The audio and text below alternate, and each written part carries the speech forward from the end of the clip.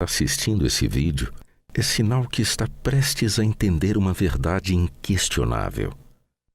Na sociedade, toda agressão a um determinado grupo retorna como uma onda maior e mais forte. Alguns dizem que a crise na cafeicultura é pontuada. Outros, que o problema é dinheiro. Existem ainda os que acham que essa crise simplesmente não existe. Mas uma coisa é certa: se nada for feito, a consequência será para todos. A gente vai se matando, a gente vai se quebrando. A coisa mais triste é a pessoa quebrar trabalhando. Meu pai criou 12 filhos na roça, capinando café, banana. Hoje, se nós for criar nossos filhos, eles vão morrer de fome. O resultado positivo de safras anteriores é investido pelo produtor na sua própria atividade. Então, ele não tem liquidez e muitas vezes valor na sua reserva, na sua poupança, em máquinas, em terras, em armazéns, para poder fazer frente a esta inesperada perda de receita. Sem dúvida nenhuma, é conveniente que se faça uma reengenharia no crédito rural. É um modelo de crédito da década de 60, dos anos 60 do século passado. Eu sou do PDT, estou na base do governo, não estou fazendo enfrentamento político ao governo, mas o nosso governo, apoiado por nós, tem que perceber que na área econômica dele há uma clara movimento. Eu até creio que premeditado, que as coisas não se resolvam. Conseguimos então agendar com o ministro da Fazenda, Guido Mantega, uma audiência aqui, onde vários deputados de Minas Gerais e de outros estados lá compareceram, juntamente com o nosso governador de estado, Aécio Neves. Houve falas, por último, o ministro Mantega passou então a proferir, ou até mesmo falar a respeito da crise da cafeicultura brasileira. Eu saí dali com toda sinceridade, com certeza que com 90 dias ou 120 dias, parte dos problemas estariam resolvidos. Porque ele mesmo demonstrou ali, Gilson, que aqui representa o Ministério, total desconhecimento pelas coisas que acontecem no setor rural. Ele disse lá, declarou para todos. Que vocês têm hoje para o pessoal do café, eu tenho para o pessoal do arroz e do trigo na região sul do Brasil. Seja do café, seja da cana que está com problema, seja do nosso arroz, do nosso trigo, da soja do centro-oeste, de qualquer região do país, continua ele tendo que fazer a política de subsidiar o consumidor brasileiro. Nós que subsidiamos o consumidor, nós que somos produtor. Aí nós vamos enfrentar o cartel do adubo, aí nós vamos enfrentar o cartel do defensivo, o cartel das máquinas agrícolas, o cartel do juros, do banco. Eu gostaria que levasse ao ministro Mantega e também ao Gilson Bittencourt, que quando nós vemos na televisão falar de trabalho escravo, passando na Globo aí, nas televisões por aí, nós ficamos estarrecidos e sentimos vergonha. E eu posso dizer para o senhor que hoje, que trabalho escravo é você trabalhar muito, não ganhar nada, humilhar, colocar sua família em dificuldade. Então, hoje se pratica no Brasil muito trabalho escravo com o nosso produtor rural de café, de leite.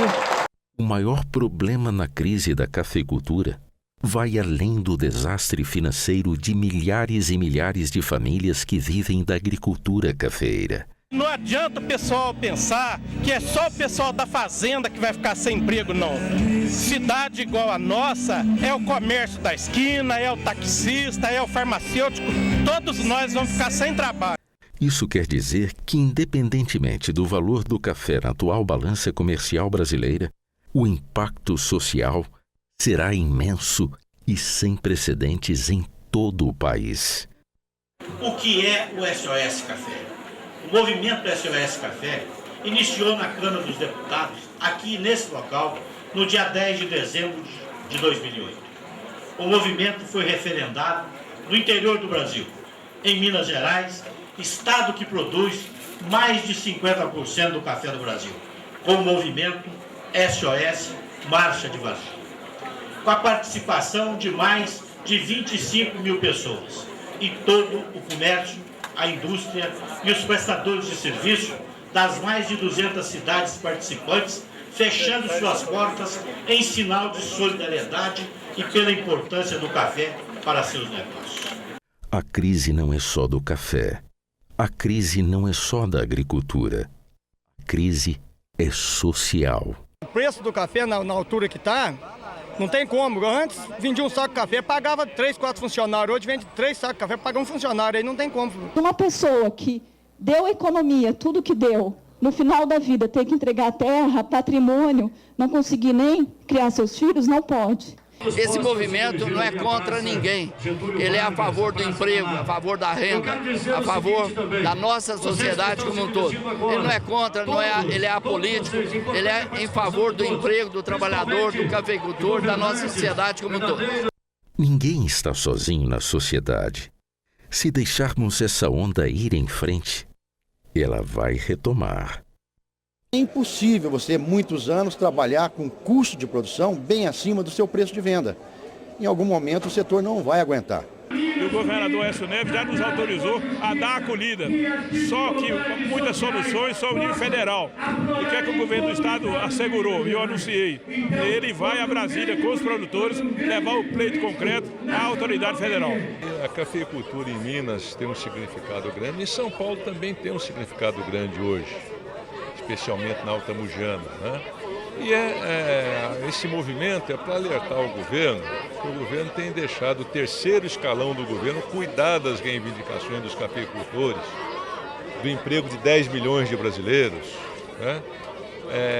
Da desigualdade com que o nosso café é tratado no mercado internacional em razão das vantagens que leva os colombianos, sem nenhuma razão.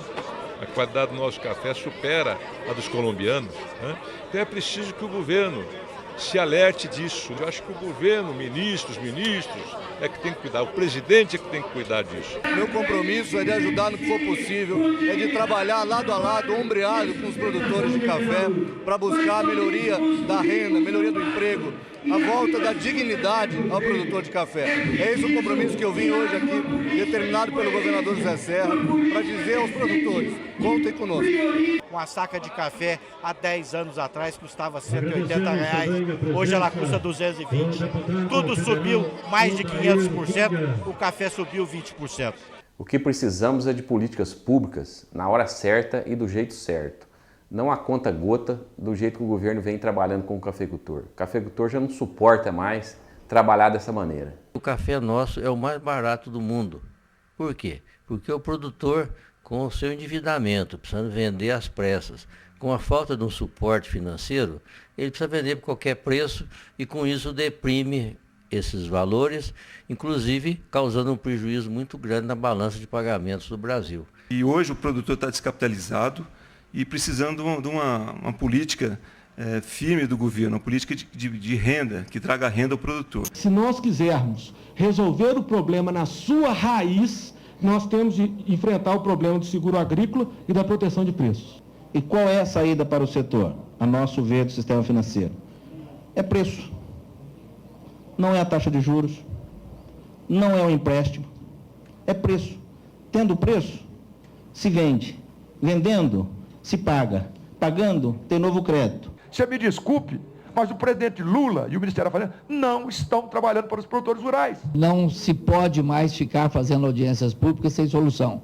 Não se pode mais postergar uma solução que está clara e que não foi causada pelo produtor, foi por falta de política agrícola. Todas as medidas que foram tomadas até agora, elas foram insuficientes para solucionar este problema. O que nós esperamos é que a partir dessa audiência pública haja uma mobilização mais firme por parte dos entes do governo e nós cheguemos a uma conclusão que nos interessa.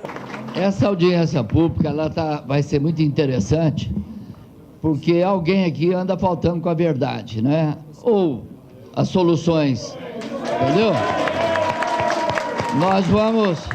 Nós vamos fazer a conta de chegada e vai ter que ser aqui hoje. Pelo seguinte, o governo não fez nada, literalmente nada em café. Falou que fez. Existe uma mentirosa estatística que só um dado tem aqui do governo, que o Brasil cresce a sua produção 20% ao ano. Existe uma mentirosa, é um desconhecimento, saber, ou a falta de saber, que o Brasil consumiu nesses anos 17 milhões de estoque regulador, que o estoque regulador é zero. Esse é o aumento de produção. Existe uma estatística mentirosa que a Conab põe o cálculo para 30 sacos por hectare, quando é 18 e o preço de garantia é lá embaixo. Então, é muito importante hoje, e nós vamos ouvir alguém com sensatez aqui do governo, que é o doutor Gerardo Ponteles. Com a sua palavra.